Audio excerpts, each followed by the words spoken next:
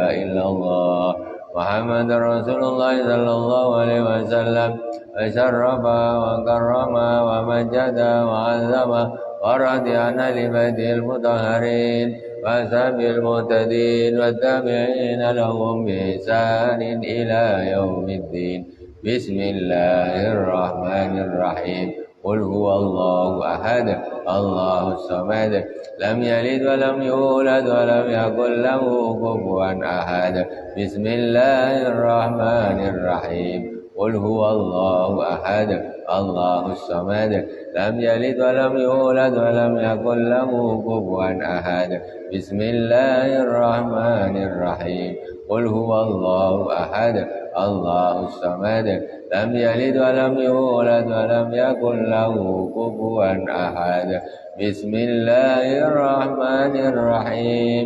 قل أعوذ برب الفلق من شر ما خلق ومن شر غاسق إذا وقب ومن شر النفاثات في العقد ومن شر حاسد إذا حسد.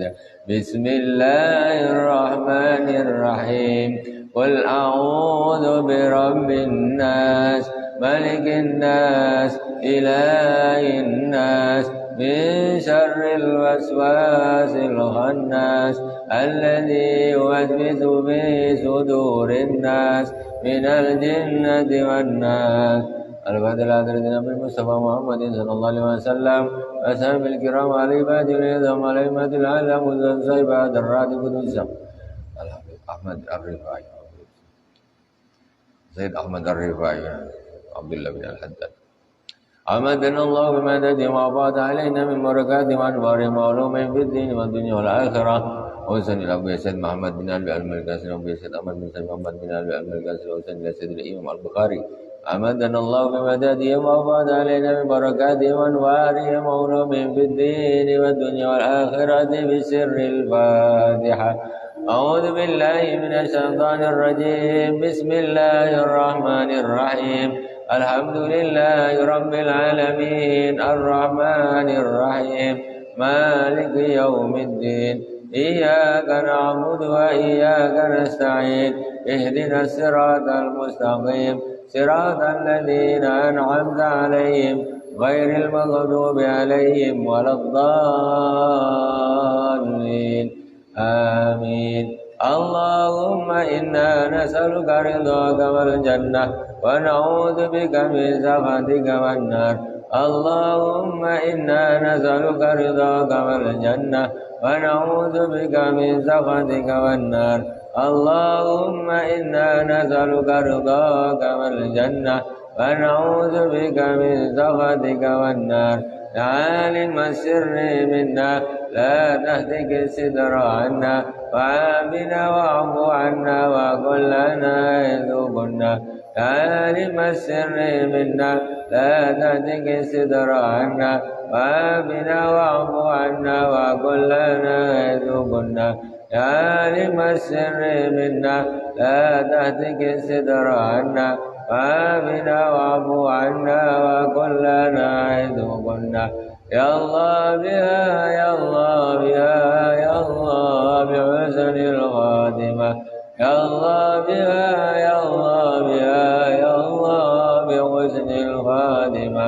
يا الله بها يا الله بها يا الله بحسن الخاتمة. تقبل الله منكم. Bismillahirrahmanirrahim. Wa bi sanadil muttasil ila al-Imam Al-Bukhari rahimahullah ta'ala wa nafa'ana Allah bi ulumi fid dharain amin. Qala babu rafi saut fil masajid. Bab tentang mengkeraskan suara di masjid-masjid. Maksudnya bersuara keras di masjid-masjid.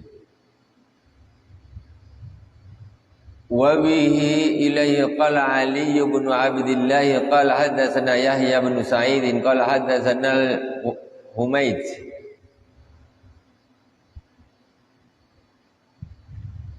Qala hadatsana Humaid bin Abdurrahman qala hadatsani Yazid bin Husayfah an Sa'ib bin Yazid qala kuntu qa'iman fil masjidi fahasabani rajulun fa nadartu fa idza Umar bin Khattab faqala idhhab fa'atini bihadaini fajituhu bihima qala man antuma aw min aina antuma qala min ahli Taif qala law kuntuma min ahli al-balad la auja'tukuma tarfa'ani aswatakuma fi masjid Rasulillah sallallahu alaihi wasallam. Ada cerita dari Sayyidina Sa'ib bin Yazid. Sayyidina Sa'ib bin Yazid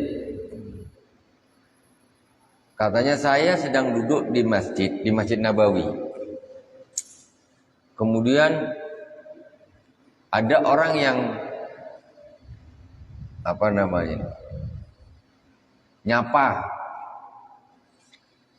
menyapa kami. Pada saat itu, misalnya abang inilah ngode, apa kita bilang nih?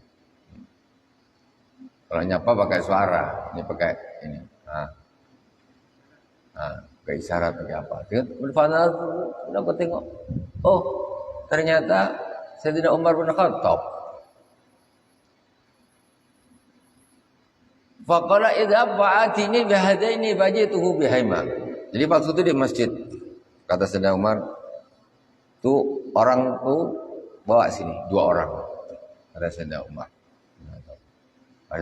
Di dalam masjid Rasulullah ada nengok 2 orang. Sayyidina Sa'id bilang, tuh orang 2 tuh suruh datang ke aku sini. Kata Sayyidina Umar bin Khattab. Kemudian aku datangkan 2 orang itu ke Sayyidina Umar bin Khattab. Qala man antuma au min aina antuma.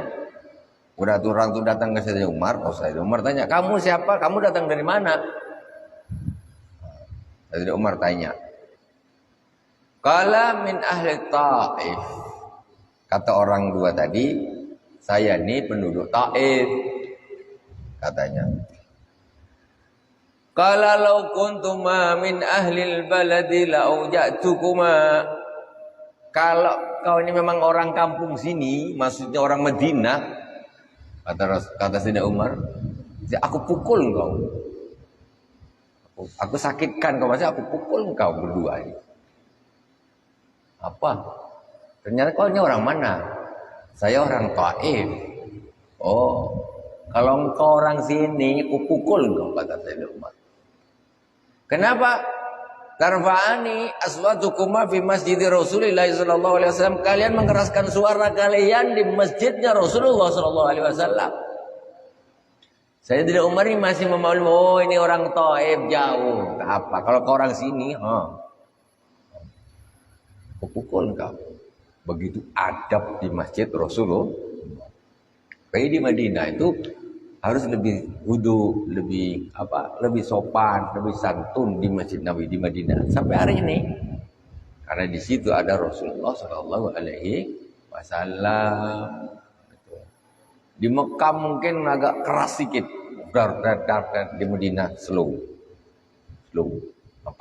Di sini ada Rasulullah sallallahu alaihi wasallam. Saya tidak Umar bilang, kalau engkau orang kampung sini Madinah, lau jatuh aku pukul kalian. Nasib baik engkau ini orang Taif jauh, kasihan jauh belum paham tentang adab dengan baginda Rasulullah sallallahu alaihi wasallam. Kau orang mana kamu? Orang Indonesia. Nasib orang Indonesia. Jauh kau datang. Kalau tak, kena. Tengok adab, tapi orang Indonesia Masya Allah sopan-sopan. Tapi ini perlu tahu juga, sangat perlu tahu. Tengoklah adab di masjidnya Rasulullah. Jadi fala tarfu aswatakum fawqa sautin nabi, jangan kau keraskan suaramu melebihi suaranya Nabi sallallahu alaihi wasallam. Kalau kita berbicara dengan Rasulullah, jangan suara kita ini lebih tinggi dari Rasulullah, jangan. Sekarang Rasulullah sudah tidak ada di alam dunia syariat ini, beliau di alam barzakh, tapi tetap di masjid Rasulullah. Jangan mengeraskan suara, tetap.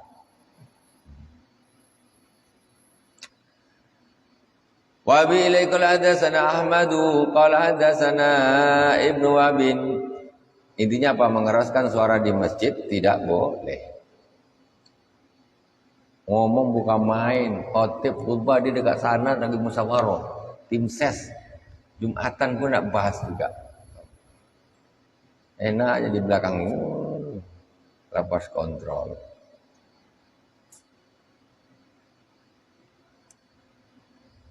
Wa bi ilaikul hadatsana Ahmadu qala hadatsana Ibnu Wahb qala akhbarani Yunus bin Yazid an Ibn Syihab hadatsani Abdullah bin Ka'b bin Malik anna Ka'b bin Malik akhbarahu annahu taqada banu Abi Hadrat dainan lahu alayhi fi ahdi Rasulillah sallallahu alaihi wasallam fil masjid.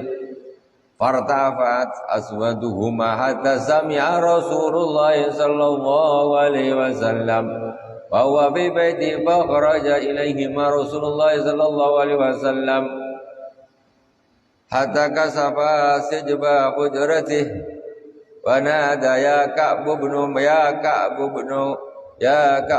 Malik ya Ka'b qala labbaik ya Rasulullah fa asra bi yadi anda is-sadra min dainika qala Ka'bun qad fa'altu ya Rasulullah qala Rasulullah sallallahu alaihi wasallam kum faqdihi.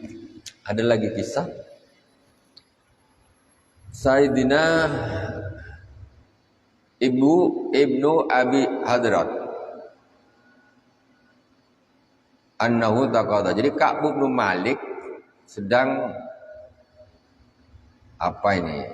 membahas tentang hutang, nagih-nagih hutang dengan seorang namanya Abi Hadrat di masjid di masanya Rasulullah SAW di masjid.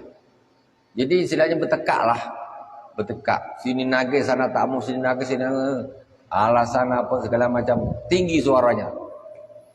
Dekat masjid nagih hutang sampai suaranya kedengaran keras. Sampailah Rasulullah SAW terdengar. Fahuwa bi baitihi, Rasulullah di rumahnya. Rumah Rasulullah itu mana? Yang sekarang jadi makomnya Rasulullah. Sayyidina Abu Bakar, Sayyidina Umar, itulah rumahnya Rasulullah SAW. Rumahnya Sayyidah Aisyah radhiyallahu taala anha. Disitulah dulu Rasulnya, di situ rumahnya. Sebelahnya langsung makan. Ini makam, tak ada batas. Ini raudhah. Raudhah itulah dulu masjidnya Rasulullah. Ada mihrabnya di situ. Depannya sana tuh tambahan Saudi Arabia, kerajaan Saudi. Dari sebelah sananya raudhah, sebelah depannya imam tuh tambahan dari kerajaan Saudi. Masjidnya Rasulullah itu dari makamnya Rasulullah itu lurus, ini makam. Ini yang raudhah, di situ ada mihrab, ke belakang. Itu masjidnya, bukan ke depan. Tambahan. Persis dari makamnya Rasulullah ke depannya itu berarti tambahan. Dari mihrabnya Rasulullah, bukan mihrab yang imam sekarang. Mihrab imam sekarang itu di depannya masjidnya Rasulullah SAW ditambah. Wallahu alam, kenapa kok namanya kok ke sana enggak ke belakang? Nah, jadi karena orang-orang orang-orang bangsa Wahabi ini, mereka tidak suka makom di dalam masjid. Jadi ingin mengeluarkan makamnya Rasulullah dari masjid. Jadi dikesanakan. Terus kalau sholat, ini imam, ini makam Rasulullah. Mereka ini tak bisa. Bahkan mereka itu mengharamkan sampai di masjid-masjid itu yang ada kuburnya. Kita bukan nyembah kuburnya Rasulullah. Memang rumah Rasulullah di situ, kuburnya Rasulullah di situ, makamnya. Jadi di sini makam kita, kalau di sini Raudhah, kita keluar dari Raudhah, belok ke kiri, ini kan makamnya Rasulullah nih, pintu keluar. Aslinya ya yang sebelah sini ini yang masjid Rasulullah, yang ke sana itu tambahan. Justru mau dilebarkan ke sana, jauhkan lagi. Jadi mihrabnya Rasulullah itu yang asli itu di Raudhah. Jadi sebenarnya sayang kenapa tidak mihrabnya Rasulullah itu, itulah yang dibikin untuk mihrabnya imam sampai hari ini. Kenapa tidak begitu? Itu Rasulullah salatnya di situ, Rasulullah imamnya di situ, Sayyidina Abu Bakar, Sayyidina Umar, Sayyidina Utsman, Sayyidina Ali, disitulah jadi imam. Disitulah tempatnya yang ada mihrab di dalam Raudhah. Disitulah. Kenapa kok dibangun lagi ke depan sana? Imam sendiri bikin imam sendiri. Kenapa? Itu alasannya. Menurut satu keterangan ya karena mereka kepingin mengeluarkan makam itu dari masjid. Wallahu a'lam. Itu. Jadi biar orang ini salatnya tuh ke depan sana, mestinya di belakang. Makamnya Rasulullah di belakang. Coba bayangkan, kita ini makam Rasulullah, ini salatnya kan di depan sini kan. Ruku, sujud Rasulullah semua.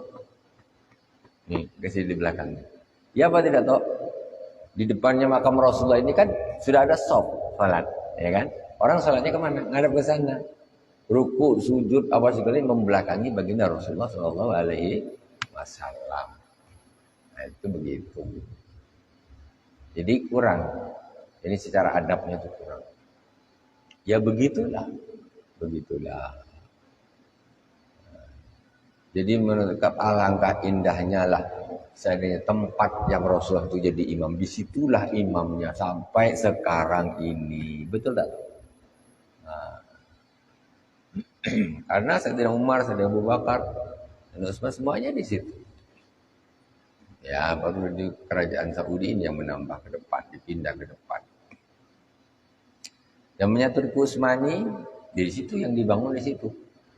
Turki Utsmani, yaitu yang bangun, yang masjidnya baginda Rasulullah SAW. Jadi dari mihrab ke belakang.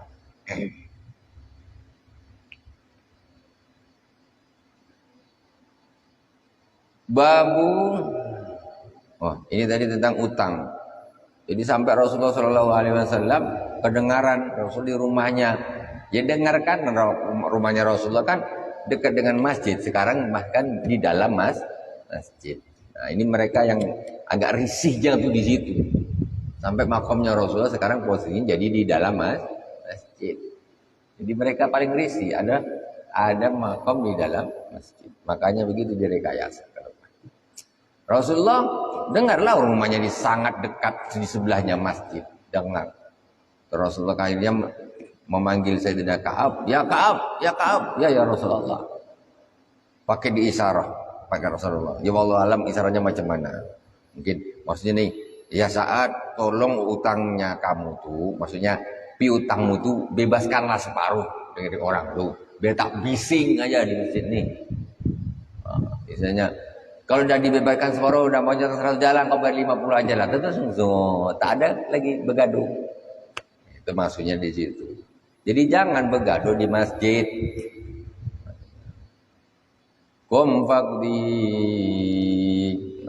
Dah berdiri, selesaikan kata Rasulullah SAW.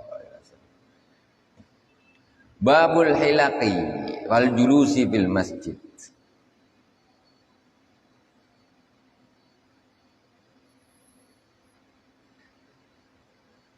Wa bi ilai qala hadatsana Musaddad qala hadatsana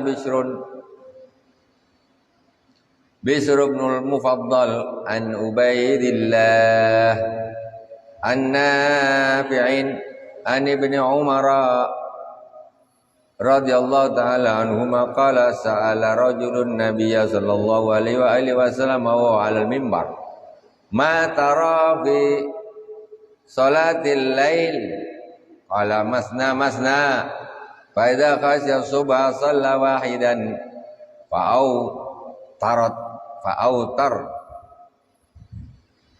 tarat lahu ma shalla wa innahu kana yaqulu ijalu akhir salatikum witra fa inna nabiy sallallahu alaihi wasallam amara bih. Hadis diriwayatkan Sayyidina Musaddad. Sayyidina Abdullah bin Umar berkata, ada seorang laki-laki bertanya kepada Rasulullah sallallahu alaihi wasallam wa huwa 'alal mimbar. Rasul sedang di atas mimbar. Kata Sayyidina Umar, ada seorang bertanya dengan Rasulullah sedang atas mimbar. Tanya apa nih? Ma tara fi salatil lail? Ya Rasulullah, salat lail itu macam mana? Nah, ini dalil kuat nih. Kata Rasulullah, masna. Salat di malam hari itu, salat sunnah di malam hari itu masna, 2 rakaat. Salat malam itu 2 rakaat, kata Rasulullah. Jelas sekali hadisnya. Pada khasya subuh salat wahidah, ketika kau dah khawatir tidak masuk subuh, salatlah 1 rakaat. Fa'utarat lahu ma shalla wa innahu kana. Jadi engkau berwitirlah dengan itu. Maksudnya jadi 1 rakaat itu sebagai witirnya 1 rakaat minimal. Karena sesungguhnya Rasulullah sallallahu alaihi wasallam bersabda, ijalu akhir salatikum witsara. Karena Rasulullah sallallahu alaihi wasallam bersabda, jadikanlah akhir salatmu itu ganjil 1. 2 umpamanya. Berapa? Dapat 4, berarti 4 kali salam. Oh, tengok, subuh kurang sedikit lagi. Salat 1 rakaat. Allahu Akbar, witir. Jadi salat malam itu menjadi ganjil akhirnya. Itu Rasulullah yang menyuruh. Wa ini Nabi sallallahu alaihi wasallam amar bi, dan sesungguhnya Nabi sallallahu alaihi wasallam menyuruh itu. Cuma hukumnya memang tidak wajib, anjuran dari Rasulullah salat malam itu ditutup dengan witir walaupun 1 rakaat. Terus ada satu hal yang penting, kata Rasulullah, masna. Salat malam itu 2. Berdasarkan hadis ini maka salat malam kalau 4 tidak sah. Mohon maaf, ini kita berbicara masalah dalil, masalah ilmu. Salat tarawih 2, 4 tidak. 4 tidak. Kenapa? Di dalam Sahih Al-Bukhari hadis diriwayatkan oleh Sayyidina Musaddad, ya. Ini ada seorang bertanya kepada Rasulullah sallallahu alaihi wasallam waktu Rasul di atas mimbar, "Ya Rasul, salat malam itu macam mana?" Kata 2 rakaat. Ini Nabi yang bilang. Jadi kalau 4 rakaat tidak. Itu kesalahan di dalam memahami hadis. Nah, kesalahan di dalam memahami hadis bahwa Rasulullah sholat lama setelah 4 rakaat istirahat. Maksudnya 2 rakaat lama. Masih belum benar kan? Naik lagi 2 rakaat lagi lama lagi. 4 rakaat istirahat. Bukan 4 rakaat langsung. 2 rakaat istirahat. 2 rakaat istirahat. Maksudnya begitu, bukan 4 rakaat langsung. Dikuatkan oleh hadis ini, masna, tidak diragukan lagi. Salat malam tidak 4, tetapi 2. Dalilnya mana? Hadis Sahih Al-Bukhari. Allah Subhanahu wa taala alam. Subhanakallahumma bihamdik, asyhadu an la ilaha illa anta, astaghfiruka wa atubu ilaik. Wa sallallahu ala sayyidina Muhammadin wa ala alihi washabihi wa baraka wa sallam. Walhamdulillahirabbil alamin. Wassalamualaikum warahmatullahi wabarakatuh.